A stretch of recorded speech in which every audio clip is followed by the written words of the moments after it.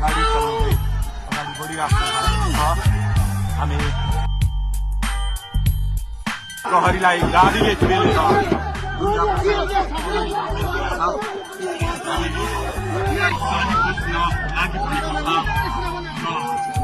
दुर्गा प्रसाईले प्रहरीको एक क्लियर तोडिसक्नु भएको छ र अब अगाडि सशस्त्र प्रहरीको टोली रहेको छ।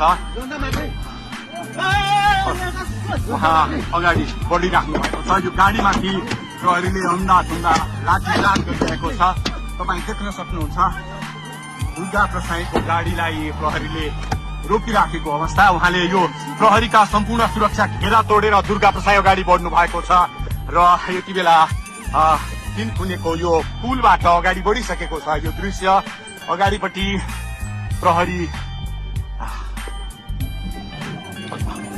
प्रहरीका